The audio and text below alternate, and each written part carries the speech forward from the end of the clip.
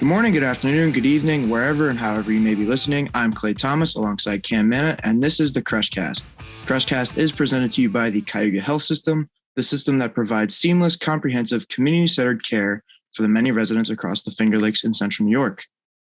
With us is new Crush pitcher, Kevin Worek. Welcome, and thank you for coming onto the podcast, Kevin. No problem. Thanks for having me. So a little background on Kevin. He's from Abington High School in Huntington Valley, PA, and he is currently at the University of Lock Haven. He was a do-it-all kind of player in high school, I understand, playing a little infield and pitching. I want to ask you about what these exactly were. It was under your bio in your college profile. It says you were the PTO winner, Team MVP, and Task Force Award. Now, obviously, Team MVP, I'm assuming I know what that means. I mean, best player, you know what I mean? Yeah, exactly. So what about the other two? What were those for, and why did you earn them? I forget about the first one. I think I just randomly got that one. But The task force one, I got the chief of the firehouse. I used to be a volunteer firefighter, and he wrote a letter of recommendation for me, and that's how I got that one. Oh, that's awesome. Mm-hmm. I know a few people who do that as well. And so now that you're into college, you're a right-handed pitcher. Have you done any, even though it says you're also an infielder, have you done any infielding yet? I'm assuming not so much based off of the stats we were able to see. Yeah, no, I'm pretty much, he said that I'm like more valuable as a pitcher. So I haven't really gotten that many at bats, but in the fall series I have, but not in the spring. I stopped taking BP just to focus on pitching and stuff. Gotcha. Because looking at the one thing I could pull up from your high school days back in your junior year in 2018 and 19, I found on Max Preps that you weren't too shabby of a hitter. I mean, hey, you had 286 in 51 appearances. You had 14 hits, 8 RBIs, no home runs, but you did have a few extra base hits. So it sounds like you're an all-around baseball player to me. Yeah. I mean, I loved hitting. I always hit while I pitched. But coming into college, I definitely should just focus on pitching. Yeah, I mean, then there's the other side of that year where it is your pitching stats, 1.94 ERA. That's something. Yeah, that was a fun season. I believe that.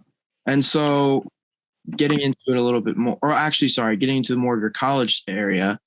Last year, your ERA is about 7.11. This year is 9.32. You did have a 13 strikeout game and was named the player of the week for your league or conference. What were you just in the zone on that game or something like that? Because it was only like 5 innings too. Yeah. I don't even know what was in me that day. I was just feeling everything, all my pitches. I was keeping them off balance and everything. Something just kind of took over. Yeah. It's a lot of adrenaline too. Hey, that helps. Yeah. But now that you're in your second year, it's taken a little bit here, for you to get a little bit, I guess, like a foothold into pitching in college. What's been the difference between trying to, get hot or get some better numbers, pitch a little bit better as you get older and into your more of your college career compared to high school? That's a good question. Obviously the hitters are a lot better in college, so you can't just like throw by them or anything. Like velocity, it obviously helps, but it's not going to, like, if you have velocity but nothing else, it's not going to play, But I started working on other stuff to more so just throw them off. Like I said before, I'm a submarine pitcher too. Like I do both. So I think that really throws them off a lot. And the more I worked on that throughout like the beginning of my college career, I think that started to help a lot more. Right. That makes sense. Yeah. So Kevin, you led right into it with the submarine pitching. Obviously not just being a pitcher, but me and Clay kind of went into your Instagram, saw a few highlights of your submarine pitching, and it's obviously nasty. And the NYCBL is going to find out about it this upcoming season. But I want to ask you where the submarine pitching came from. Why did that start? And how much more effective have you been since you have been a submarine pitcher, or has that just been your whole entire career from Little League all the way into now? I remember like my sophomore year, one of my buddies on my team, he was just throwing like normal sidearm. And I tried that out too. And I was like, I wonder how low I can go. And I hit my knuckles on the mound and I was like, yeah, I'm never doing that again. And then I tried it again and it started working. And I started watching like Tyler Rogers a lot, trying to pick up on his stuff. And I just kept working on it.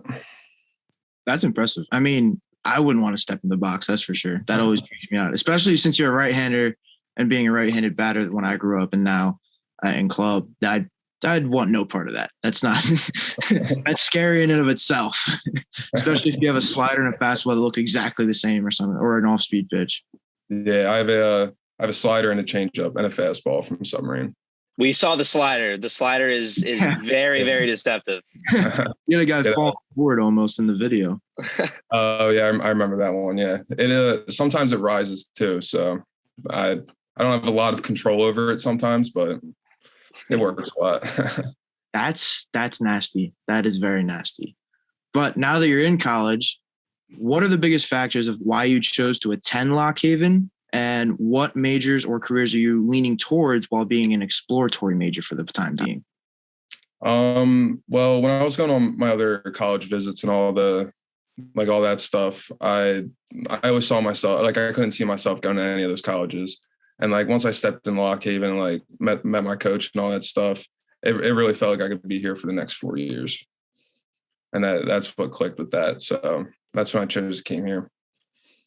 Gotcha. Do you have any kind of like a major or a career that you're kind of like getting a liking to as of right now, or have you not chosen quite yet? I tried to get into the mathematics department here, but there's something going on with that. That's a whole thing I won't go into, but yeah, right now I'm just undecided. Gotcha. See, mathematics, I could never. Like, I was fine with it, and then you get to calculus, and I'm like, none of this makes sense. Yeah, that's why I love it. I'm just, I'll check out now. I took AP, and I was like, I scraped by, and I was able to pass. That's all that mattered. I got like a B or something. I mean, for me, that sounds good getting a B, but for me, I was in high school. For me, it was like, no, I need to be better. But I was also a senior. But yeah. So, Kevin, what was it like staying acclimated with, the COVID-19 pandemic, and how has that affected, your most of your college experience? But how have you been able to stay in shape, especially last year with the pandemic, and just getting ready to go, especially for this upcoming season and a little bit of last year as well? Well, I play for this team called ProTech. They're in Warminster. It's probably around you somewhere. And we have a facility over there, and I'm really close with the coach and a couple of the guys. So we would always go in. Like I'd be there almost every day, just doing our different stuff. We'd be hitting all the time. Then we'd go out to get lunch. We'd go do live ABs. Like we all kind of stuck together and did our stuff together. Gotcha. So now that you're getting into playing a lot more college, you got to find a lot more stuff to do in the off season, to stay acclimated, like we were just talking about. So that brings us to the Cortland Crush. Why did you decide to join the Crush? What do you want to get out of it? And how did you hear about it? Well, one of the pitchers on our team, Dave Keller, played last year. And all he said was like everything was good about this program and everything. And I just I take his word for it, I'm excited for this. That's awesome. Yeah. And I think Clay could say the same thing. I think we're super, pumped for the summer. We keep doing the podcast, but I think all of us just want to get out there and start playing and, being a part of summer baseball. But, just touching on the Crush once again, what do you think that you're going to bring to the team, not just on the field, but also off the field? Well, one of the things I love. So last year, my last summer team, I went into it not knowing anybody. And I loved getting to know the guys and getting close with them. And I hope to do the same with this. Like, I don't know anybody going up there. And I love just like the new feeling of like meeting people and getting close with them, and especially playing ball with them. A quick pause in this podcast for our sponsor, Guthrie. Guthrie is dedicated to providing high quality and accessible healthcare that meets the needs of the entire family. To find a provider or schedule an appointment, go to guthrie.org. Guthrie, serving northern Pennsylvania and southern and central New York. Now back to the episode. No, that's a great answer. You just gotta bring it easy. It's all about making friends at that point and also getting better. And so I'm gonna steal a little bit of Cam's thunder here, because a recurring question that we ask multiple times on this podcast: what's like a pregame meal or snack that you have to have, and a preferred drink? And also, are you ever kind of like superstitious? Do you have any like superstitions that you always have to follow? Yes, I'm probably the most superstitious person I know. Definitely. Here we go. Yeah, Yeah, this is gonna be the best one. I already know it. So I'll give you one example. It's on video too. I have this, so like after I'm done my last warm up pitch, catcher throws at the second, and they flip it around. There's a third baseman. I always have to be on the grass and catch the ball, and then give my first baseman a high five. Like I always just do that. And then one inning, my first baseman caught the ball instead of me, and that's an inning they scored runs. So I'm very hard on that. You have to do that. That's really specific. I've actually never heard of that one before. That's not as weird. That's not as that's obviously a very, specific superstition in game, but one of your teammates this summer, Max Mims, he still has probably the most unique one with this whole sock situation that he has to do throughout the season. But that one's definitely that's more, in-game specific. So I actually really like that superstition. I have another one. I have this this one's kind of weird, but I have a banana pair of underwear, like with bananas on it. And that's like the only pair I wear when I pitch. I always clean them. Okay, you clean them. Okay, good. Yeah, always. But ever since I can remember, I wore that pair while pitching. They're pretty old. That's funny. That's actually pretty cool. And that's also one thing I'm allergic to is bananas. So I don't know why it's just that pair. That's so ironic. I don't even remember getting that pair. It's just, Just how it happened. Yeah. Speaking of food, I know you're close to Philly. I don't know how often you get to visit the city or not, but Philly's famous for cheesesteaks. That's like their proud baby, Oh, yeah. What is your favorite cheesesteak spot in the city of Philadelphia or right around it? Steve's. Definitely Steve's. Steve's? Yeah, my bad. I grew up around right around Steve's, so whenever we get cheesesteaks, we always just go there. Do they fine chop it, or they kind of leave it like sliced? No, it's sliced. Sliced? Okay. Yeah, it's better. I like it a little more chopped. My favorite's D'Alessandro's. Okay, yeah, I've had that too. That's good. I was recently introduced to it by my one friend a few years ago because we went around Philly and just tried a whole bunch. Like, we went inside the city. We were outside of it. I think I ate like 3 cheesesteaks on the day in total because we each got one from each place and just split it. So we were all trying to compare which one was better. And I thought D'Alessandro's was the best. But I'll have to hit up Steve's. That sounds pretty good. Yeah, definitely Steve's. It's in Northeast. Okay, got you. Before you guys get into your whole Philly background and start talking about the Eagles and the Phillies, I do want to ask, Kevin, is there a player in the MLB that you model your game after and that you've looked up to throughout your baseball career? Not really someone I've looked up to. Like I never really had someone like that. I always liked Chase Utley. Like growing up, yeah, Chase Utley always. I was always trying to be number 26. Everything, yeah. He's the man. That's actually my favorite player too. It was always like him or Howard, but I always just kind of fell in love with Chase Utley.